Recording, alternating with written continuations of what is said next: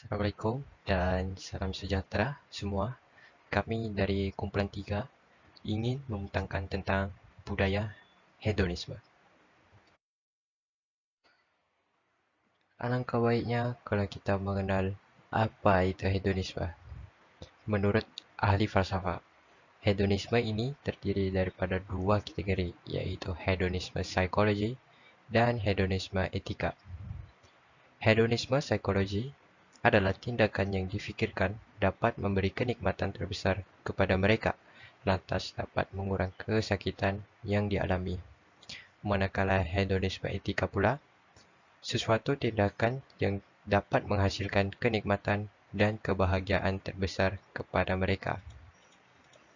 Kemajuan tamadun seringkali berkait rapat dengan perubahan era globalisasi, di mana setiap masa akan ada pembaharuan. Kita dapat saksikan perkembangan teknologi di persekitaran kita bergerak seiring dengan kehendak manusia pada masa kini. Perkembangan teknologi pada hari ini dapat memberikan kebaikan kepada lapisan masyarakat dan kemudahan ini dapat menjimatkan dari segi waktu sama ada berkomunikasi ataupun sesi pembelajaran di laman sesawang atau dikenali sebagai Open and Distance Learning (ODL). Walau bagaimanapun, perkara ini masih dianggap negatif kerana keseronokan yang berlebih-lebihan ini akan mengakibatkan seseorang individu lalai terhadap tujuan hidup di dunia. Assalamualaikum warahmatullahi wabarakatuh. Saya Nur Nabila binti Muhammad Syukri. Seterusnya saya akan membentangkan definisi dan latar belakang hedonisme. Apa sebenarnya maksud hedonisme ini? Menurut Kamus Dewan, hedonisme ini bermaksud suatu pegangan hidup yang mementingkan kesenangan dan keseronokan. Hedonisme ini gabungan dari dua perkataan, yaitu hedone dan isme. Hedone itu istilah dari bahasa Greek, yaitu bahasa dari Yunani yang bermaksud kesenangan dan keseronokan. Jadi perkataan isme pula ada banyak maksud seperti kepercayaan, politik, keagamaan dan sikap perilaku manusia.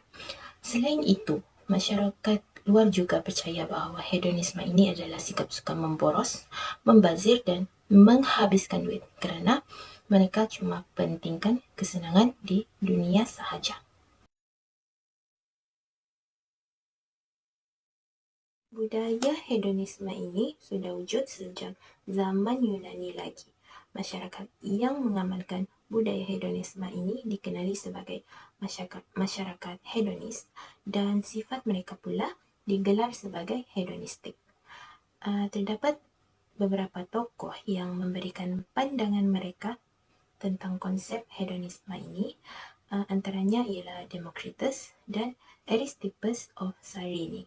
Kita tengok kepada Democritus dahulu. Beliau dikenali sebagai ahli falsafah ketawa kerana beliau sangat tekankan nilai keceriaan kepada masyarakatnya. Pendapat beliau mengenai hedonisme ini ialah kesenangan dan keseronokan merupakan tujuan utama di dalam kehidupan. Seterusnya, Aristippus of Cyrene, beliau mendakwa keseronokan ini merupakan satu-satunya perkara yang dicari oleh manusia dan menganggap keseronokan itu adalah nilai kebaikan yang tertinggi. Manakala kesakitan pula sebaliknya, iaitu nilai kebaikan yang terendah.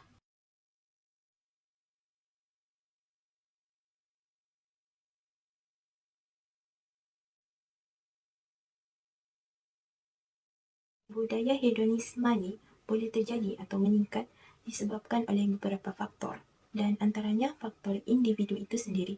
Bila seseorang individu itu rasa stres, tekanan, dia akan cenderung untuk melakukan perbuatan-perbuatan seperti minum arak, ambil dadah, mencuri, berjudi dan yang sewaktu dengannya. Individu ni dia percaya bahawa perbuatan-perbuatan buruk seperti itu satu-satunya jalan penyelesaian yang dapat menenangkan fikiran dan menghilangkan masalah yang dia sedang hadapi. Lebih-lebih lagi kepada golongan muda, mereka senang terpengaruh dengan perbuatan-perbuatan seperti ini apalagi bila akan mereka sendiri buat benda yang sama. Jika mereka salah pilih kawan, mereka akan mengikut jejak kawan-kawan mereka tidak kira dari segi perbuatan, pemakaian dan lain-lain. Contohnya, amalan melepak. Amalan ni jadi negatif apabila melampaui batas dan menjadi gaya hidup seseorang remaja tersebut. Ini kerana mereka menghabiskan masa yang lama di tempat-tempat awam dengan perkara-perkara yang tidak mendatangkan faedah. Perkara ni boleh melibatkan mereka dalam gejala negatif seperti ponting sekolah, merokok dan vandalisme. Seterusnya, zaman sekarang, ramai golongan muda tidak kira belajar atau bekerja, hidup dalam gaya hidup moden. Sebagai contoh, mereka mengikuti corak fashion terkini dan membeli barang-barang yang mahal, iaitu barang bukan keperluan yang dianggap kemewahan dan kesenangan bagi mereka. Hal ini boleh mempengaruhi seseorang individu tersebut untuk bersama-sama mengikuti langkah rakan mereka yang mengamalkan gaya hidup tersebut. Katanya, tak trendy, tak stylish dan tak hipster, nanti disisihkan. Assalamualaikum dan salam sejahtera semua. Nama saya Andy Nofarlina binti Ridwan dan saya akan continue dengan faktor berlakunya budaya hedonism, iaitu keluarga. Hedonism boleh berlaku disebabkan ibu bapa yang tidak memainkan peranan dalam mendidik anak-anak mereka agama. Hal ini menyebabkan anak-anak mereka akan hidup tanpa arah kerana mereka tidak tahu bahawa perbuatan yang mereka lakukan itu sama ada benar ataupun salah.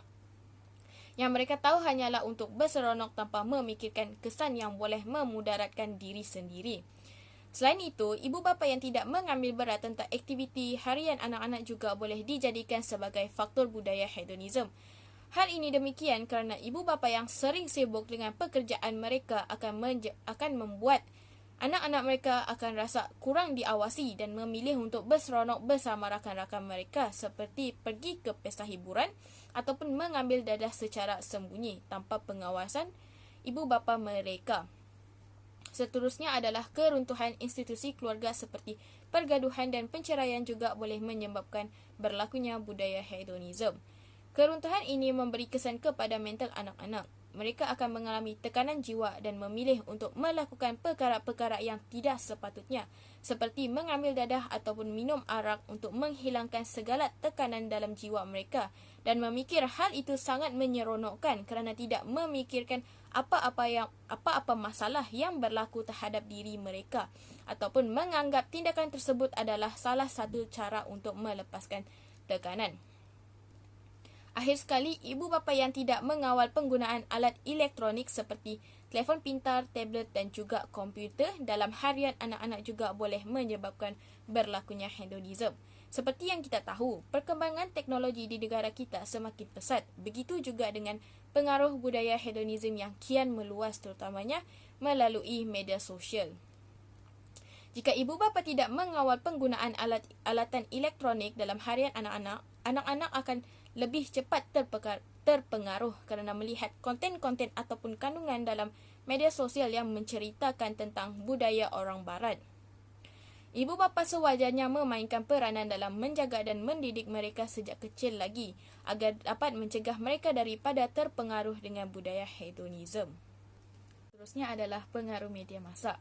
Media massa terdiri daripada pelbagai bentuk seperti media sosial, media siaran, media cetak dan sebagainya. Kandungan ataupun konten yang berada dalam sosial media juga boleh mempengaruhi hidup orang kerana di situlah kita melihat gambar-gambar ataupun video tentang cara hidup orang barat.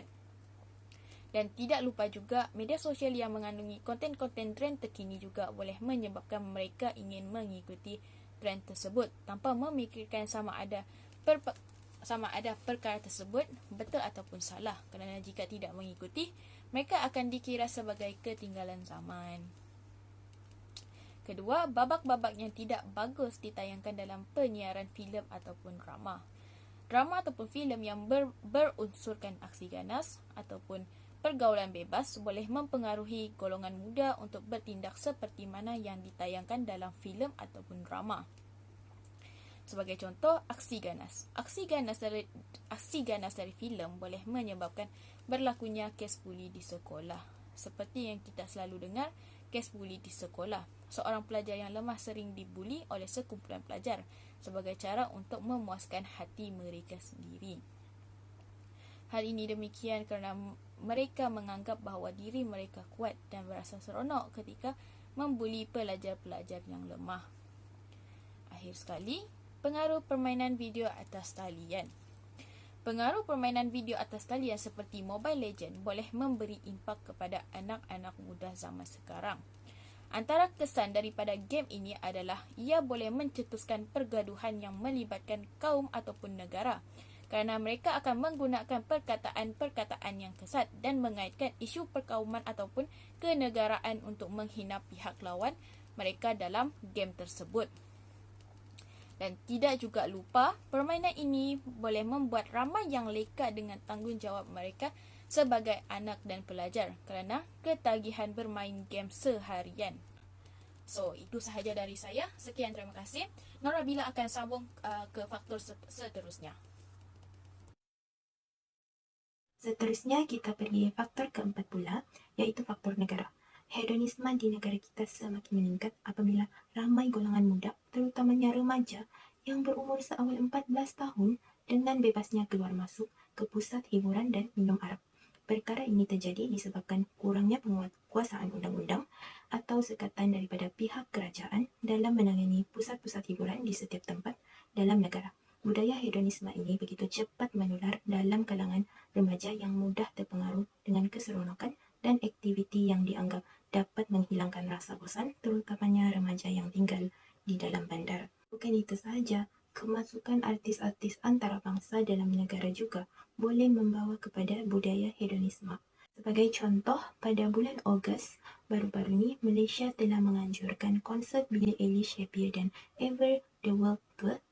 Di konsert tersebut, ramai golongan muda yang sanggup datang awal jam 5 pagi semata-mata untuk mendapat spot atau kedudukan yang terbaik untuk menyaksikan persembahan artis itu nanti. Mereka sanggup mengambil cuti, bersenggang mata dan berpanas lebih 10 jam sebelum konsert tersebut. Malah mereka sanggup bayar tiket yang berharga dalam lingkungan 300 hingga 600 ringgit seorang. Budaya hedonisme ini memberikan kesan positif dan negatif. Di sini kita dapat lihat tentang kesan atau implikasi positif budaya hedonisme kepada manusia. Yang pertama, hiburan dapat mengisi jiwa dan nafsu. Yang kedua, hiburan dapat meredakan jiwa daripada keregangan hidup. Yang ketiga, hiburan dijadikan sebagai benda untuk mengalihkan perhatian daripada masalah. Dan yang terakhir, yang keempat, hiburan dapat mengurangkan stres kepada diri sendiri.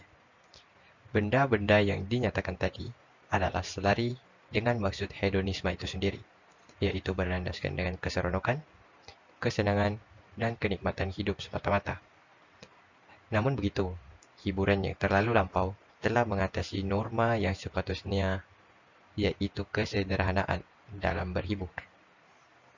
Hiburan boleh terbentuk daripada pelbagai bentuk dan cara. Salah satu adalah persembahan yang diiringi dengan lagu dan tarian yang boleh menghayalkan dan melalaikan manusia dari matlamat hidup mereka yang sebenar. Oleh itu, bersederhanalah kita dalam berhibur agar kita dapat mengelakkan diri kita daripada hanyut dan lalai dalam dunia hiburan. Terdapat beberapa kesan negatif terhadap hedonisme, antaranya adalah dengan kewujudan kelompok liberal di Malaysia. Sistem liberal dianggap gagal dalam Islam kerana ia tidak mempunyai komponen kerohanian dan ia juga menghalang manusia daripada mengamalkan Islam dan tunduk atau sujud kepada Allah Subhanahu Wa Taala. Walaupun hakikatnya setiap manusia mempunyai keperluan fitrah kepada agama dan tauhid kepada Allah Subhanahu Wa Taala. Kesan yang seterusnya, ia menyebabkan masyarakat umat Islam kurang pengetahuan tentang agama.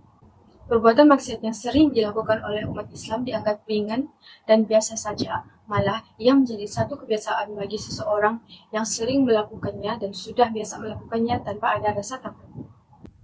Dan yang terakhir, ia menimbulkan krisis rohani yang teruk dan juga menjejaskan masyarakat umat Islam.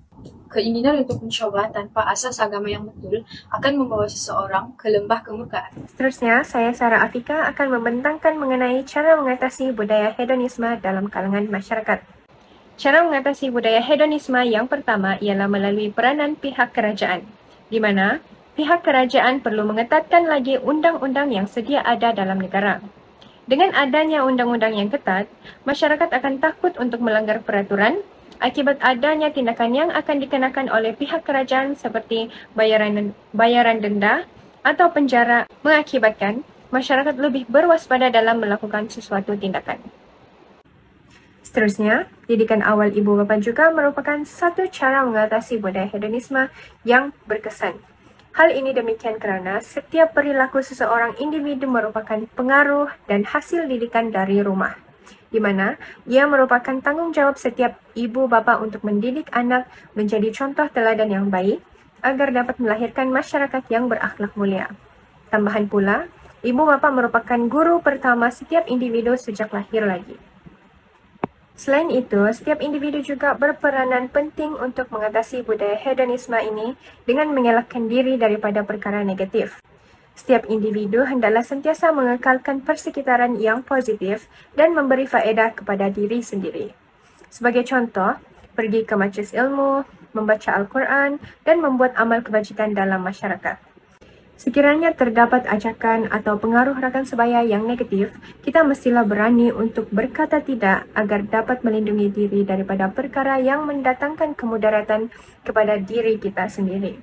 Di samping itu, pihak media juga mengambil tempat yang penting dalam mengatasi budaya hedonisme ini.